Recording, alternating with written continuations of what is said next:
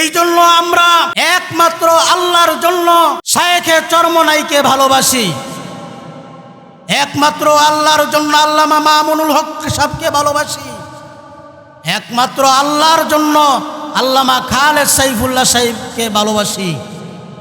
পক্ষান্তরে নাস্তিক আসাদ নূরকে আমরা আল্লাহর জন্য ঘৃণা করি, নাস্তিক তাসলিমা নাসরিনকে আমরা আল্লাহর জন্য ঘৃণা করি, হারপিক মজুমদারকে আল্লাহর জন্য ঘৃণা করি। যার সাথে যার মোহাব্বত তার সাথে তার কিয়ামত। লোকমান হাকিম রহমতুল্লাহ আলাইহি বলেন, আলাইকুম বিমুজালিসাতিল উলামা ওয়া ইসতিমা'i কালামিল হুকামা। লোকমান হাকিমের নাম শুনে নাই এরকম লোক পাওয়া যাবে না।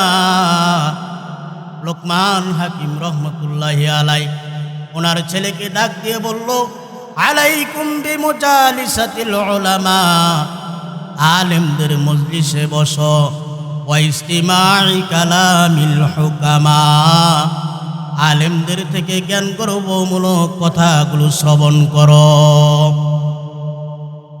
আলেমদের থেকে কোরআন হাদিসের কথা যখন আমি আপনি শুনবো, লাভ কি হবে, ফায়দা কি হবে? মানুষ তো লাভের পাগল, লাভ ছাড়া কেউ ভ্যান গাড়ি ঠেলে না, লাভ ছাড়া কেউ নদীতে মাছ ধরে না, লাভের জন্য মানুষ কাজ করে থাকে। লোকমান হাকিম রহমতুল্লাহি আলাইহি ছেলেকে ডাক দিয়ে বললেন, ফাইনাল্লাহ তাআলা ইহয়িল কলবাল মাইয়িতা বিনুরিল হিকমা। হে আমার ছেলে, হে আমার বৎস, তুমি যদি উলামায়ে কেরামের আলোচনা শোনো, তাহলে এই আলোচনার নূর দিয়া আল্লাহ রব্বুল আলামিন তোমার মুর্দা দিলকে জিন্দা করে দিবে। এখানে বসলাম, লাভ আছে না? মুর্দা দিল জিন্দা হয়ে গেলে আমার নেক আমলের মধ্যে কত পরিবর্তন আসবে চিন্তা করেন তো। মুহতারাম হাজিরিন, অনেক ফাজাইল আছে। তো মূল কথায় আসি, আমি সূরাতুল মুমিনুন থেকে কয়েকখানা আয়াত তেলাওয়াত করছি। সূরাতুল মুমিনুনের মধ্যে আল্লাহ রব্বুল আলামিন জান্নাতি মুমিনের কিছু বৈশিষ্ট্য আলোচনা করছে, গুণাবলী আলোচনা করছে। যেই গুণাবলী যদি মুমিনের মধ্যে থাকে তাহলে সে ওয়ারিস হবে জান্নাতুল ফিরদাউস। আমরা প্রত্যেকেই চাই জান্নাতুল ফিরদাউসের ওয়ারিস হইতে, ঠিক না? আল্লাহ রব্বুল আলামিন বলেন, কদ আফলাহাল মুমিনুন, নিশ্চয়ই মুমিনগণ সফল। কোন মুমিনরা সফল? আল্লাযীনা হুম ফি সালাতিহিম খাশিউন, যেই সকল মুমিন বান্দা নামাজের মধ্যে বিনয়ী, নামাজের মধ্যে নম্রতার সাথে বিনয়ের সাথে যে সকল মুমিন নামাজ পড়ে। এক নাম্বার গুণ। দুই নাম্বার গুণ হলো আল্লাহ রব্বুল আলামিন বলেন, ওয়াল্লাযীনা হুম আনিল লাগবি মুরিদুন। দুই নাম্বার গুণ আল্লাহ রব্বুল আলামিন বলেন, ওই সকল মুমিন সফল কাম যেই সকল মুমিন অনর্থক কাজকর্ম থেকে, অনর্থক কথাবার্তা থেকে বিরত থাকে।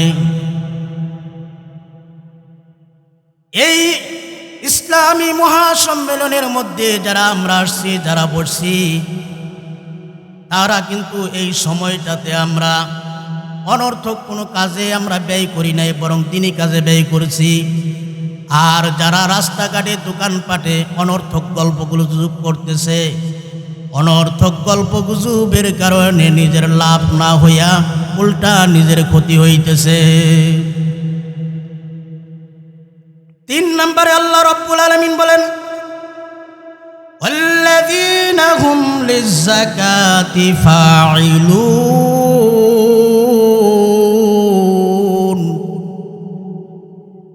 ওই সকল মুমিন সফল কাম যেই সকল মুমিন যাকাত আদায়ে সচেষ্ট, যাকাত আদায়ে যত্নবান, অর্থাৎ যাকাত আদায় করতে গিয়ে চুরি বাটপারির সম্মুখীন হয় না, লোক দেখানোর জন্য যাকাত প্রদান করে না, একমাত্র আল্লাহর জন্য ইনসাফ করে আল্লাহ যতটুকু নির্ধারণ করেছে ঠিক ওই পরিমাণ যাকাত প্রদান করে।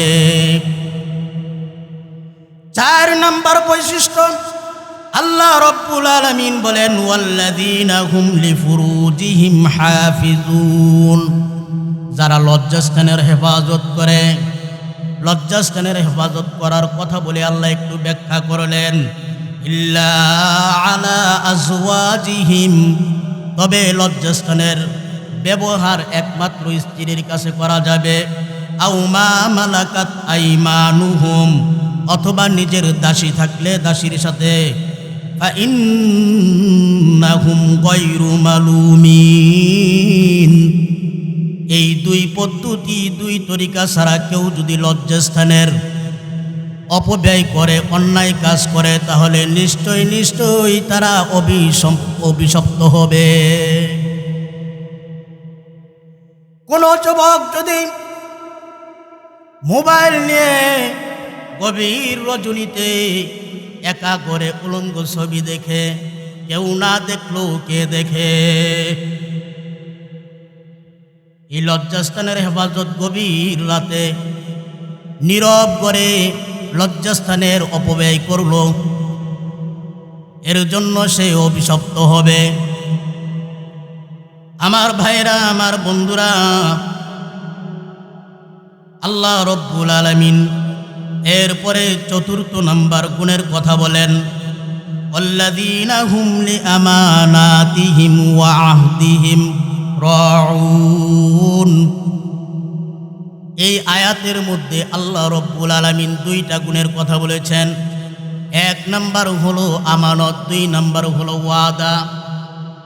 আমানতের অনেকগুলো প্রকার আছে, যেমন আল্লাহর পক্ষ থেকে বান্দার প্রতি ফরজ ওয়াজিবের কিছু আমানত আছে, বান্দা এবং বান্দার মাঝে কিছু আমানত আছে, রাষ্ট্রীয় আমানত আছে, পরিবারের আমানত আছে, সন্তানের আমানত আছে। এই জন্য আমানতের প্রকার যেহেতু বেশি, অনেক প্রকার, এই জন্য আল্লাহ রব্বুল আলামিন এখানে বহুবচন ব্যবহার কইরা আল্লাহ সতর্ক কইরা দিলেন। দুনিয়াবী বিষয় হোক অথবা পরকালীন কোনো বিষয় হোক, প্রত্যেকটা বিষয়ের আমানতের ব্যাপারে যারা সচেষ্ট, যারা আমানতের খেয়ানত করে না, আমানতকে ঠিকভাবে আদায় করে, এই মুমিন হলো সফল কাম। আল্লাহ রাসূল সাল্লাল্লাহু আলাইহি ওয়াসাল্লাম বলেন, আয়াতুল মুনাফিকি সালাসুন, মুনাফিকের আলামত হইল 3টা। মুনাফিক হলো যারা রসুলের কাছে আইসা বলতো, গো আল্লাহ রসুল, আমরা ঈমান এনেছি, আপনাকেই নবী মানি, আর পিছনে গিয়া কাফেরদেরকে বলতো, আমরা তো মুহাম্মাদের সাথে শুধুমাত্র মিল দিছি, মূলত আমরাই তোমাদের সাথে আছি। এরা হলো মুনাফিক, যাদের এক মুখে 2 মুখা কথা, এক মুখ দিয়া 2 রকম কথা বলে, এরা হলো মুনাফিক। আল্লাহর নবী বলেন মুনাফিকের আলামত হলো 3টা। 1 নাম্বার হলো ইযা হাদ্দাসা কাযাবা, যখন কথা বলে তখন মিথ্যা বলে। এই মিথ্যার বদগুণ আমাদের মধ্যে আসে না নাই? থেকে থাকলে এই মুনাফিকি খাসলত আমাদের থেকে দূর করতে হবে। 2 নাম্বার নবীজি বলেন ওয়াইদা ওয়াদা খলাফা, যখন কারো সাথে ওয়াদা করে ওটা ভঙ্গ করে। 3 নাম্বার ওয়াইদা তুমিনা খানা, যখন তার কাছে আমানত রাখা হয় এই আমানতের খেয়ানত করে। আমার ভাইরা, আমার বন্ধুরা, আজ থেকে 1450 বছর পূর্বে মানুষ আমানতের প্রতি কেমন গুরুত্ব দিত। হযরত ওমর ফারুক রাদিয়াল্লাহু তাআলা আনহু যখন খলিফা, কোন জায়গায় যাচ্ছিলেন, মরুভূমির উপর দিয়ে হাঁটছিলেন, প্রচুর রোদ এবং গরম, ওনার পিপাসায় ওনার বুকটা ছটফট করতেছে। একটু পানি যদি পাইতাম, খাইয়া একটু মনটা শান্ত করতাম, বুকটা ঠান্ডা করতাম। চলতে চলতে এক পর্যায়ে এক রাখালের দেখা পাইল। রাখালকে ডাক দিয়ে বলল, রাখাল রে, আমি মুসাফির, তোমার এই বকরির পালের মধ্যে, ছাগলের পালের মধ্যে দুধালো কোনো ছাগল বা বকরি আছে কিনা? থাকলে দাও, আমি তো মুসাফির, আমার পিপাসা লাগছে, আমি একটু দুধ দোহন করিয়া পান কইরা পিপাসাটা নিবারণ করতাম। আমার ভাইয়েরা লক্ষ্য করেন, এই রাখালের মধ্যে কি পরিমাণ আমানতদারি। রাখাল ডাক দিয়া বলল, ও মুসাফির, তুমি আমার কাছে পিপাসিত হইয়া দুধ চাইছ। সত্যি কথা বলতে আমার এই ছাগলের পালের মধ্যে একটা নয়, দুইটা নয়, অনেকগুলো দুধালো ছাগল আছে, দুধালো বকরি আছে। তুমি মুসাফির, আমার কাছে তুমি পান করার জন্য দুধ চাইছ। তোমাকে একটু দুধ পান করাইয়া তোমার পিপাসা নিবারণ করতে পারলে আমি মনে শান্তি পাইতাম। কিন্তু মুসাফির, এই যে বকরিগুলো দেখতেছ, এই বকরিগুলোর মালিক আমি রাখাল না। এই বকরিগুলোর মালিক তো আমার মনিব। আমার মনিব আমাকে রাখালি করার জন্য রাখছে। এই বকরি থেকে আমি আমার মনিবের অনুমতি ব্যতীত এক ফোঁটাও দুধ দিতে পারি না। আমার মনিব আমার কাছে এই বকরির পালগুলো আমানত হিসাবে দিছে, আমি আমার মনিবের আমানতের খেয়ানত করতে পারি না।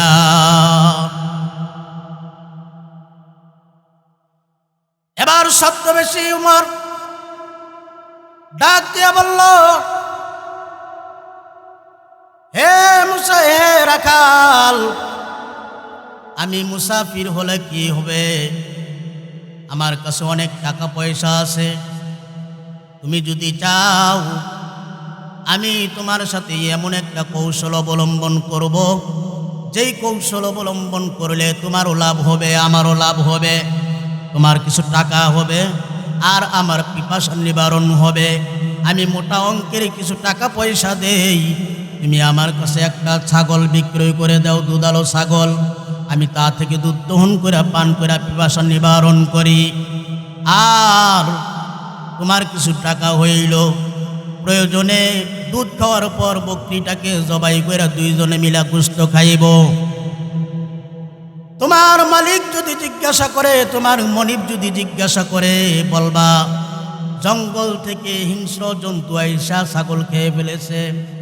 এই কথা শোনার পর রাখালের চোখ গরম হয়ে গেল। ডাক দিয়া বলল, ইয়া হাযা ফাআইনাল্লাহ। হে মুসাফির, তুমি যে বললা এই কৌশল অবলম্বন করার জন্য, আমার মালিক দেখবে না, কিন্তু আমার মনিবেরও মনিব যিনি, আমার মনিবেরও মনিব যিনি, যেই আল্লাহ, সেই আল্লাহকে তুমি কোথায় রাখলা? আমার মনিব আমাকে দেখবে না হয়তো, কিন্তু আমার মনিবেরও মনিব যিনি আল্লাহ, তারে তুমি কই রাখলা? তিনি তো দেখবে। ছদ্মবেশী ওমর, মুসাফির ওমর যখন দেখলো রাখালের মধ্যে আল্লাহর ভয় আছে, আমানতদারি আছে, এইবার সুযোগ বুঝে বলে ফেললেন, ও রাখাল ভাই, তোমার মধ্যে যেই আমানতদারি আছে, তোমার মধ্যে যেই আল্লাহর ভয় আছে, তাকওয়া আছে, এই খবর যদি মদিনাবাসী জানতো, তাহলে ওমরকে খলিফা না বানায়া তোমাকে খলিফা বানাইতো। এবার রাখাল ডাক দিয়ে বলল, হে মুসাফির, তুমি সাবধানে কথা বলবা, আমার খলিফার ব্যাপারে বাজে কোনো মন্তব্য করবা না, খবরদার।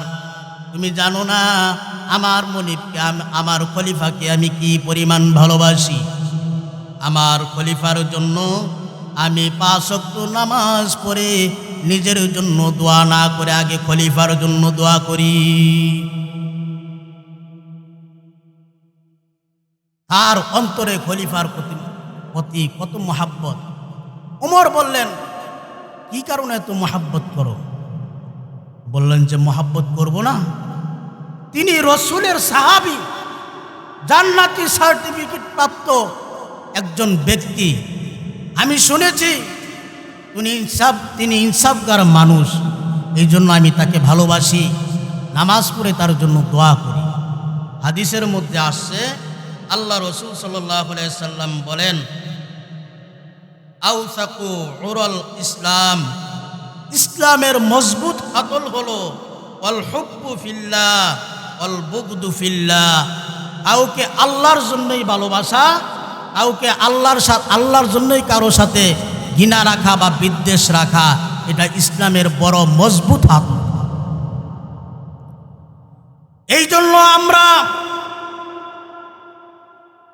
একমাত্র আল্লাহর জন্য শায়েখে চরমনাইকে ভালোবাসি, একমাত্র আল্লাহর জন্য আল্লামা মামুনুল হক সাহেবকে ভালোবাসি, একমাত্র আল্লাহর জন্য আল্লামা খালেদ সাইফুল্লাহ সাহেবকে ভালোবাসি। পক্ষান্তরে নাস্তিক আসাদ নূরকে আমরা আল্লাহর জন্য ঘৃণা করি, নাস্তিক তাসলিমা নাসরিনকে আমরা আল্লাহর জন্য ঘৃণা করি, হারপিক মজুমদারকে আল্লাহর জন্য ঘৃণা করি। যার সাথে যার মোহাব্বত, তার সাথে তার কিয়ামত। আমার ভাইরা, আমার বন্ধুগণ, এবার ছদ্মবেশী ওমর ডাক দিয়ে বলল, রাখাল রে, আমার ভুল হয়ে গেছে তোমার খলিফার ব্যাপারে বাজে মন্তব্য করে। আমি জানি না খলিফা হয়তো তোমার ভাই হবে অথবা বন্ধু হবে অথবা তোমার কোনো আত্মীয় হবে। আমার ভুল হয়ে গেছে, আমাকে মাফ করে দাও। এবার রাখাল চোখের পানি ছেড়ে দিয়ে বলল, ও মুসাফির, আমি আমার এই দুই চোখ দিয়া আমার খলিফাকে আমি কোনো দিন দেখি নাই। আমার খলিফা আমার কোনো বন্ধু নয়, ভাই নয়, আত্মীয় স্বজন কেউ নয়। যেহেতু উনি আল্লাহর নবীর সাহাবী, বড় ইনসাফগার মানুষ, এই জন্য উনাকে আমি ভালোবাসি একমাত্র আল্লাহর জন্য। এবার ছদ্মবেশী ওমর মুসাফির অবস্থায় ডাক দিয়ে বলল, রাখাল রে, যেহেতু তুমি ওমরকে দেখো নাই, তুমি যদি চাও ওমরের সাথে সাক্ষাৎ করতে, আমি ব্যবস্থা করাই দিতে পারি। ওমর চোখের পানি ছেড়ে বলল, কিভাবে আপনি সাক্ষাৎ করাই দিবেন? যদি সাক্ষাৎ করাই দিতে পারেন, আমার জীবনেই সবচেয়ে বড় পাওয়া হবে। মুসাফির ওমর রাদিয়াল্লাহু তাআলা আনহু ডাক দিয়ে বললেন, আগামীকালকে সকাল 10টার সময় অমুক জায়গায় থাকবে একজন লোক, আইসা তোমাকে নিয়ে যাইবে। রাখাল নির্দিষ্ট সময়ে নির্দিষ্ট জায়গায় উপস্থিত হয়ে গেলেন। একজন লোক আইসা খলিফার দরবারে নিয়ে গেলেন। খলিফার রাজ দরবারে যখন রাখাল ঢুকতেছে, তাকায় দেখে গতকালকে যেই লোকটাকে দুধ দেয় নাই, সেই লোকটাই আজকে সিংহাসনে বসা। রাখাল চিন্তায় পড়ে গেছে, সর্বনাশ, এই খলিফা মদিনার, আমার কাছে দুধ চাইছিল, আমি দেই নাই। আজকে রাজ দরবারে যদি খালি একটু ইঙ্গিত করে, তাইলে আমার কল্লা শেষ। এক পা আগায়, এক পা পিছায়। তো খলিফা ওমর রাদিয়াল্লাহু তাআলা আনহু যখন এই রাখালকে দেখলেন, সিংহাসন ছাইরা দইরা আইসা রাখালকে বুকে জড়ায় নিলেন। চোখের পানি ছেড়ে দিয়ে বলতেছে, হে রাখাল, তোমার মতন লোক যদি মদিনায় থাকে, চুরি বাটপারি হবে না, তাহলে আমি ওমর নিশ্চিন্তে রাজ্য চালাইতে পারব।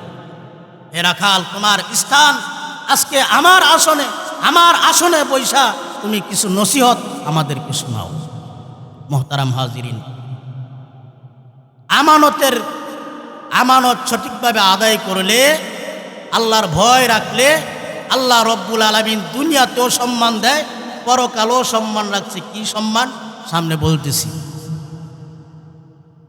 আল্লাহ বলেন, ওয়াল্লাযীনা হুম লিআমানাতিহিম ওয়া আহদিহিম রাউন। চতুর্থ নাম্বার গুণ যাদের মধ্যে আমানত আছে। পঞ্চম নাম্বার গুণ হলো যাদের ওয়াদা ঠিক আছে, ওয়াদা রক্ষা করে, তাদের জন্য আল্লাহ এক বিশেষ পুরস্কার রাখছে। ওমর রাদিয়াল্লাহু তাআলা আনহুর জামানায় এক যুবক মদিনা থেকে 350 মাইল দূরে এক ঘোড়া নিয়ে রওনা দিছে মদিনায় আসবে কোনো কাজে। চলতে চলতে চলতে এক পর্যায়ে তিনি ক্লান্ত হয়ে গেছে। এক খেজুর বাগানে ঘোড়াটা রাইখা বাইদা তিনি আরামে ঘুম দিছে। ঘুম থেকে ওঠার পর দেখে যে জাগাত ঘোড়া নাই। চিন্তায় পড়ে গেল, এখনও মদিনা থেকে মদিনা অনেক দূরে, এত দূরের রাস্তা আমি কিভাবে যাব? তো বাগানে খুঁজতে খুঁজতে গিয়ে দেখে যে এক বৃদ্ধ লোক ঘোড়াটার ইচ্ছা মতন পাথর মারতেছে। পাথর মাইরা ঘোড়ারে একেবারে অচল বানাই ফেলছে। এটা দেখা যুবকের আর রাগ সামলাইতে পারলো না। এক বড় পাথর লইয়া ওই বাগানের মালিক বৃদ্ধের মাথায় এমন জোরে মারছে, বৃদ্ধ জাগা কইরা শেষ। এইবার যুবকের হুঁশ হলো, আমি তো একজন মানুষ হত্যা করে ফেলেছি, বড় অন্যায় কাজ করে ফেলেছি। আমি আল্লাহর কাছে কাল হাসরের ময়দানে খুনির আসামি হয়ে দাঁড়াইতে চাই না। আমার বিচার দুনিয়াত হয়ে যাক, এই জন্য তিনি দাঁড়ায় আছে। বিকালবেলা ওই বৃদ্ধের 2 ছেলে আসলো বাবার খুঁজে। আইসা দেখে বাবার মৃত নিথর দেহটা জমিনে পড়ে আছে। যুবককে ডাক দিয়ে বলল, যুবক রে, আমাদের বাবাকে কে মারছে জানো নি? যুবক ডাক দিয়ে বলল, আমি মারছি। বৃদ্ধর 2 ছেলে ডাক দিয়ে বলল, তুমি মারছো, আবার দাঁড়ায় রইছ, তোমার তো সাহস কম নয়। যুবক ডাক দিয়ে বলে, আমি ভুলবশত তোমার বাবাকে হত্যা করে ফেলেছি। আমি চাই নাই মৃত্যু, তাকে হত্যা করার কোনো ইচ্ছা ছিল না, কিন্তু আমার দ্বারা আমার পাথরের আঘাত খেয়ে তোমার বাবা মারা গেছে। আমি চাই না কাল হাসরের ময়দানে আল্লাহর দরবারে খুনির আসামি হয়ে দাঁড়াইতে। আমি চাই আমার বিচারটা দুনিয়াতেই হয়ে যাক। এবার বৃদ্ধর 2 ছেলে ডাক দিয়া বলল, ঠিক আছে চলো খলিফাতুল মুসলিমিন ওমরের দরবারে। ওমর রাদিয়াল্লাহু তাআলা আনহু ডাক দিয়া বললেন, এর যুবক, তুমি এই বৃদ্ধকে হত্যা করেছো, বৃদ্ধকে মেরে ফেলেছ। হাতের বদলে হাত, কানের বদলে কান, চোখের বদলে চোখ, জানের বদলায় জান, তোমাকে মৃত্যুদণ্ড দেওয়া হবে। এ যুবক, সারা দুনিয়ার মানুষ একটা নিয়ম পালন করে, যেই কোনো আসামিকেই মৃত্যুদণ্ড দেওয়া হয়। মৃত্যুর পূর্বে তাকে জিজ্ঞাসা করা হয় তার শেষ ইচ্ছা আছে কিনা, মনে কোনো বাসনা আছে কিনা। ওমর রাদিয়াল্লাহু তাআলা আনহু ডাক দিয়ে বললেন, যুবক রে, তোমার মনের মধ্যে শেষ কোনো ইচ্ছা আছে কিনা? যুবক ডাক দিয়া বললে, খলিফাতুল মুসলিমিন, আমি বহুদিন পূর্বে এক ইহুদি দোকানদার থেকে কিছু বাজার সদাই বাকিতে ক্রয় করছিলাম। ও খলিফাতুল মুসলিমিন, আপনি যদি আমাকে কিছুদিনের সময় দেন, আমি ওই ইহুদির টাকা পয়সাগুলো শোধ করে যেতে চাই।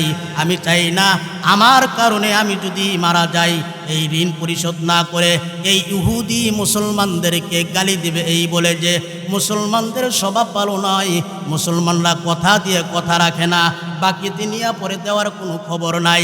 আমি চাই না আমার কারণে আমার মুসলমান ভাইরা গালিগালাজ খাক। খলিফাতুল মুসলিমিন ডাক দিয়া বলল, ও যুবক, তোমাকে যে সময় দিব, তুমি আমাদেরকে একজন জামিন বানায় দিয়া দাও।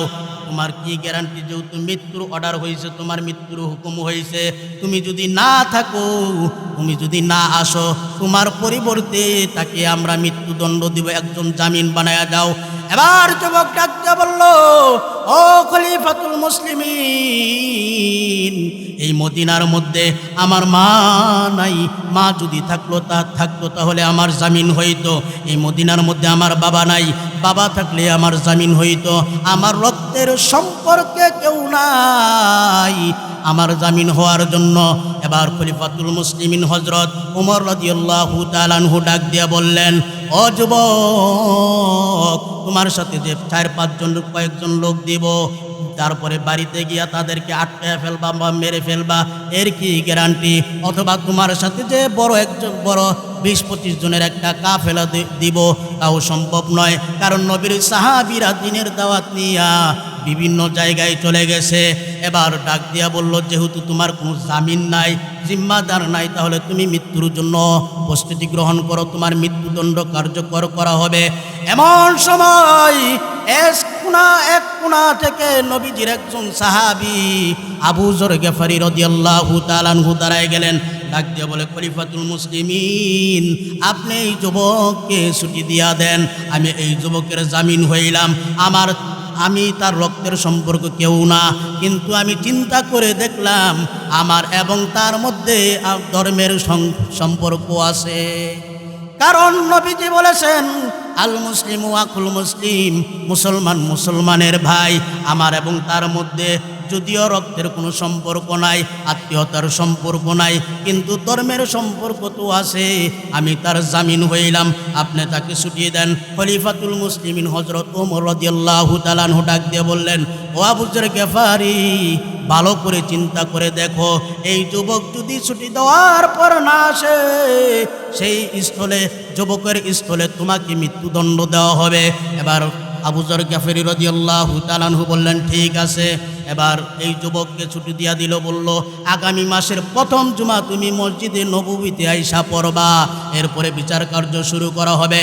যুবক 350 মাইল দূরে মা বাবার কাছে চলে গেল, ইহুদির ঋণগুলো আদায় করলো। ইহুদিদের ঋণ আদায় কইরা মায়ের কাছে আইসা বলল, মা গো মা, আমি তো মদিনায় যাইতে গিয়ে একটা বৃদ্ধকে হত্যা করছি, সেটার বিচার হবে, আমার মৃত্যুদণ্ডের হুকুম দেওয়া হয়েছে। ও মা, আমি চাই না আমি কাল হাসরের ময়দানে আল্লাহর সামনে খুনির আসামি হইয়া দাঁড়াইতে, আমি চাই আমার বিচার দুনিয়াতে হয়ে যাক। ও মা গো মা, তুমি আমাকে শেষ বিদায় দাও, আর তোমার হাতে লোকমা দিয়া আমাকে খাওয়াইয়া দাও। মায়ের কাছ থেকে বিদায় নেওয়ার পর এইবার যুবক বাবার কাছে গেল।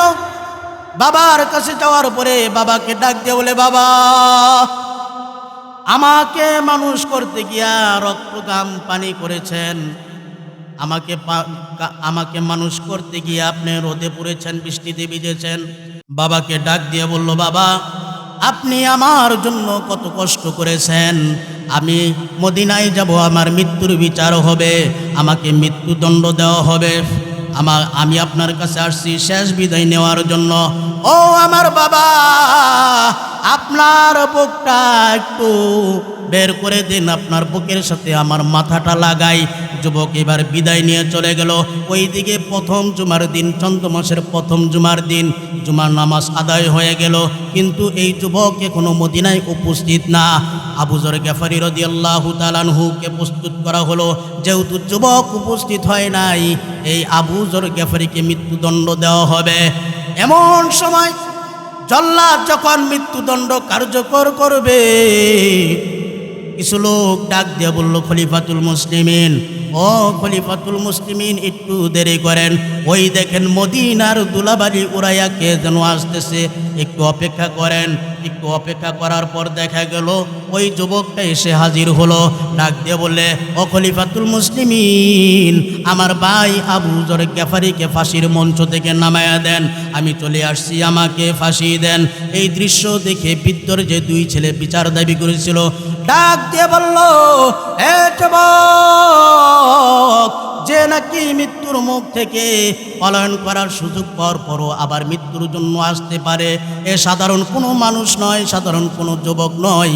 ও যুবক, তুমি আসো, আমরা আমাদের পিতার খুনের দায় তুলে নিলাম, আমরা তোমাকে আমাদের ভাই বানাইয়া আমাদের বাড়িতে নিতে চাই, তোমার সাথে বুকটা মিলাইতে চাই, কারণ তুমি সাধারণ কোনো মানুষ নয় যে মৃত্যুর ওয়াদা, মৃত্যুদণ্ড হবে এরপরে ওয়াদা ভঙ্গ করো নাই।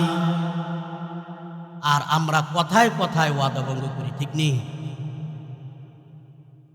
ওনাদের থেকে শিক্ষা গ্রহণ করতে হবে, আমাদের ওয়াদা এগুলো যেন ভঙ্গ না হয়।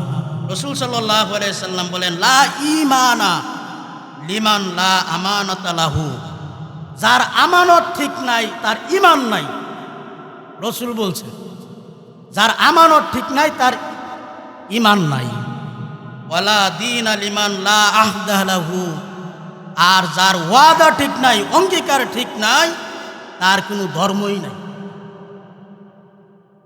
তো মুমিনের এই বৈশিষ্ট্যগুলো আমাদের অর্জন করতে হবে। এরপরে শেষ যেই গুণটা, এই গুণটার মধ্যে আমরা অনেক অবহেলা করি। আল্লাহ রাব্বুল আলামিন বলেন, والذين هم على صلاتهم يحافظون।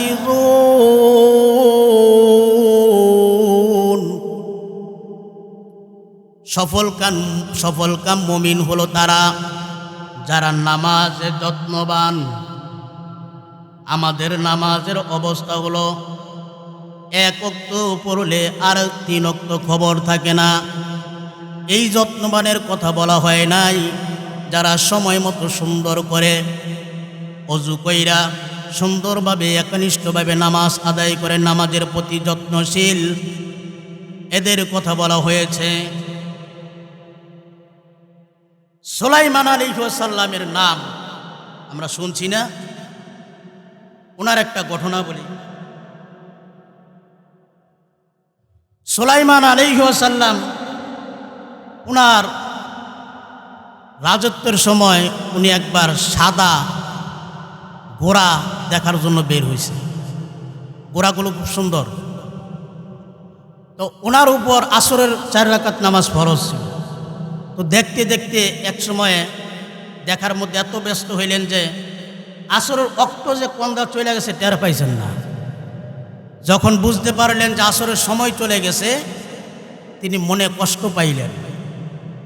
কষ্ট পাইয়া চিন্তা করলেন, এই ঘোড়ার কারণে আমার আসর এর রক্ত চলে গেছে, আমি টের পাই নাই, এই ঘোড়াই আমি রাখতাম না।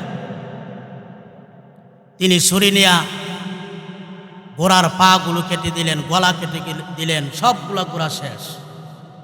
আল্লাহ তাআলা আসমান থেকে সব কিছু দেখতেছেন।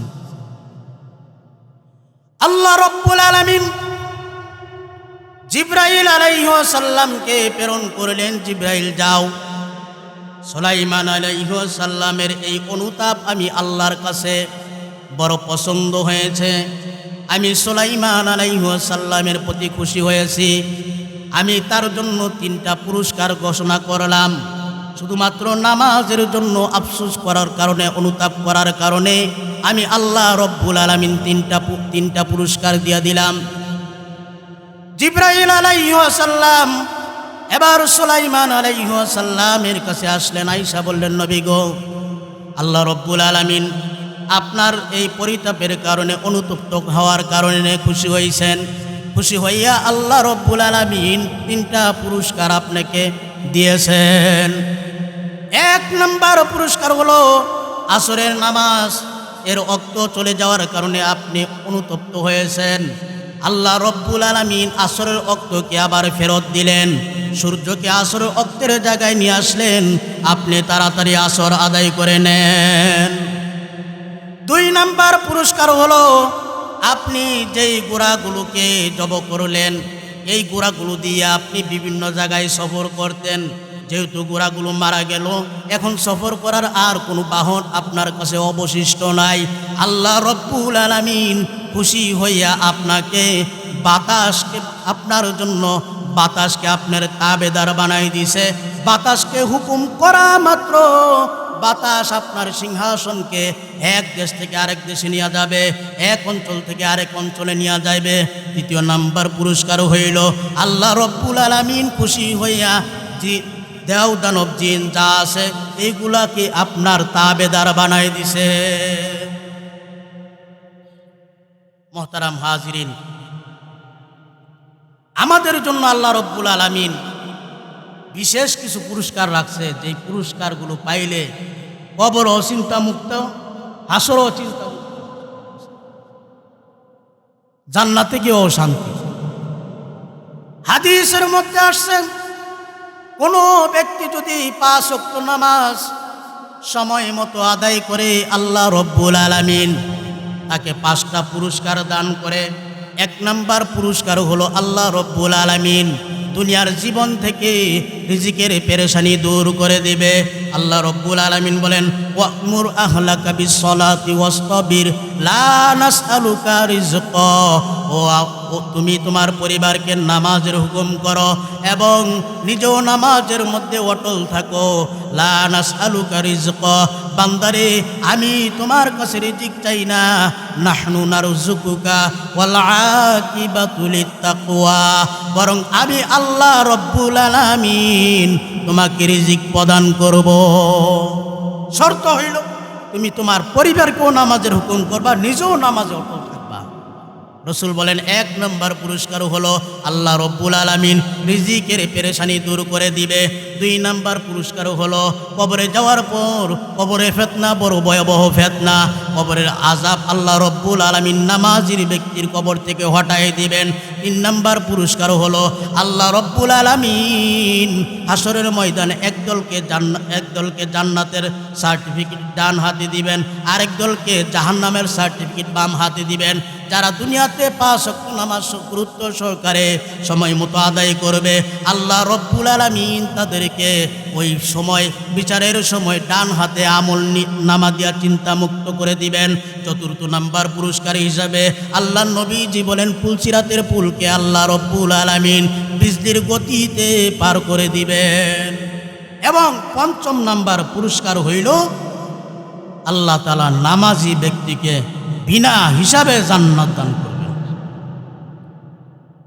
এই যে গুণগুলা বললাম, নামাজে বিনয়ী হওয়া, অনর্থক কথাবার্তা থেকে বেঁচে থাকা, যাকাত আদায় করা, লজ্জাস্থানের হেফাজত করা, আমানত ঠিকভাবে আদায় করা, আল্লাহর আমানত হোক বান্দার আমানত হোক, ওয়াদা ঠিকভাবে আদায় করা এবং 5 ওয়াক্ত নামাজ যত্ন সহকারে আদায় করা, এগুলো করলে কি হবে?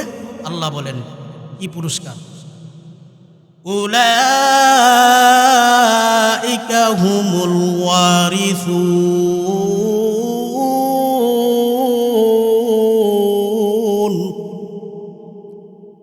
যাদের মধ্যে এই গুণগুলো থাকবে এরা হবে ওয়ারিস। কিসের ওয়ারিস, কিসের মালিক হবে? আল্লাহ বলেন আল্লাযীনা ইয়ারিসুনাল ফিরদাউসা হুম ফিহা খালিদুন, এরা আল্লাহর কাছে এই গুণগুলো যাদের মধ্যে থাকবে এরা জান্নাতুল ফেরদৌসের ওয়ারিস হবে, জান্নাতুল ফেরদৌসের মালিক হবে। জোরে বলি সুবহানাল্লাহ। আমরা জান্নাতুল ফেরদৌস চাই কি চাই না? তাহলে এই গুণগুলো অর্জন করতে হবে কিনা? আল্লাহ রব্বুল আলামিন আমাদের এই গুণগুলো অর্জন করার তৌফিক দান করেন। সবাই বলি আমিন।